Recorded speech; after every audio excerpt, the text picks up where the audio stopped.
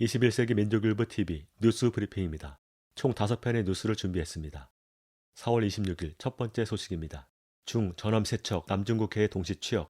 중국이 4만 톤급 규모의 대형 강습 상륙함 하이난을 비롯한 전함 세척을 동시에 취역했다. 25일 중국 국방부는 창정 18호 하이난함, 다롄함 등의 신형 전함 세척이 23일 하이난성 산야의 기지에서 해군에 인도됐다고 밝혔다. 취역식에는 시진핑 주석이 참석해 인민해방군 깃발과 함께 임명장을 수여했다.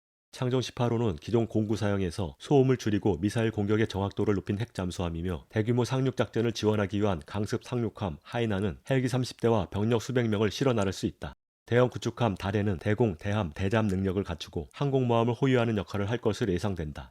중국 군사 전문가들은 하루 세 척의 신형 전함이 동시에 취역하는 것은 전례가 없는 일로 남중국해에서 주도권을 놓치지 않겠다는 의지가 반영된 것이라며 대만 문제에 있어 중요한 역할을 할 것으로 보인다라고 분석했다. 오래전부터 영토 안정, 하나의 중국 입장을 고수한 중국이 중국 공산당 건설 100주년인 올해 대만과의 관계에서 결정적인 변화를 불러일으킬지 이목이 집중된다. 다음 소식입니다. 이란 유조선 시리아 해안에서 화재, 최소 3명 사망. 이란 유조선이 시리아 서부 해안에서 공격을 받아 최소 3명이 사망했다고 AFP 통신이 보도했다. 24일 압델 라흐만 시리아 인권 관측소 대표는 이번 공격으로 유조선 승조원 2명을 포함해 시리아인 3명이 사망했다라며 이스라엘의 공격 인지는 알지 못한다라고 밝혔다. 이란에서 출발한 유조선은 시리아 바니아스 항구 부근을 지나던 중 무인기의 공격을 받은 것으로 알려졌다. 월스트리트 저널은 지난달 미국과 중동의 관리들을 인용해 발표한 보고서에서 이스라엘이 지난 2019년 말부터 시리아로 향하는 유조선 최소 12척을 공격했고 이들 중 대부분은 이란산 원유를 싣고 있었다라며 이스라엘 배후 가능성을 암시했다. 다음 소식입니다. 시리아 미사일 이스라엘 핵시설 인근에서 폭발. 시리아가 발사한 미사일이 이스라엘 핵시설 인근 지역에 떨어지면서 이스라엘의 패트리어트 미사일 요격 능력에 대한 의구심이 높아지고 있다. 22일 시리아가 공습작전을 하던 이스라엘 전투기를 겨냥해 대공 미사일을 발사했으나 빗나가 네게브 사막 지역에 떨어졌다. 미사일은 이스라엘의 비밀 핵무기 개발 장소로 알려진 디모니 핵시설에서 불과 30km 떨어진 곳에서 폭발한 것으로 알려졌다. 현지 언론은 당시의 폭발로 경보음이 울려 인근 지역 주민들이 대피했고 폭발 소리가 다른 지역에서도 감지될 정도로 컸다고 전했다. 이스라엘군은 시설 피해는 없었다. 이후 이스라엘도 시리아의 미사일 시설에 보복 공습을 단행했다라며 애써 피해 사실을 축소했다.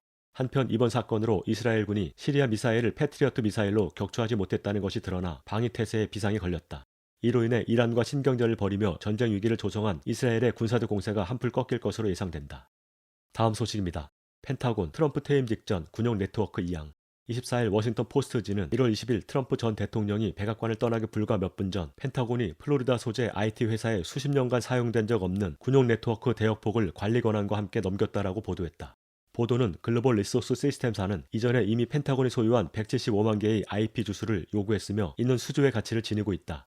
지난해 9월 창립했으나 대중에 공개된 적 없으며 보고된 미국 내 계약권도 존재하지 않는 회사다. 다만 플로리다주 러드데일시의 외곽에 소재하고 있다고 기록돼 있다라고 밝혔다. 워싱턴 포스트는 트럼프가 백악관을 떠나기 전에 국방부의 누군가가 군 소유의 대량 IP 주소를 팔아버렸거나 그게 아니라면 수십 년간 사용되지 못한 채 방치됐던 수조 가치의 IP 주소를 공급하라는 요구에 마침내 펜타곤이 실제적인 반응을 보인 것이라고 분석했다. 덕메도리는 글로벌 리소스 시스템이 보유한 만큼 큰 대역폭은 온라인을 통해 어떤 컴퓨터 시스템의 취약성과 같은 정보를 파악하거나 대량의 정보를 수집하고 분석하는 데 이점이 있다고 밝혔다. 마지막 소식입니다. 민주당 반대에도 애리조나주 선거조사 실시. 애리조나주 마리코파 카운티의 2020년 대선 감사가 민주당의 소송으로 일시 중단됐다가 내주에 재개된다. 애리조나주는 마리코파 카운티 210만 표 전체의 수검표를 공개적으로 진행할 계획이다. 애리조나주 민주당과 스티비 갈라도 메리코파 카운티 감독관은 선거 감사가 시작되기 전날 이번 감사가 주법을 위반했다며 판사에게 진행 중지를 요청하는 소송을 제기했다. 이들은 사적 감사인에 알려지지 않은 훈련되지 않은 대리인의 손에 맡겨질 것이라서 감사가 유해하다고 주장했다.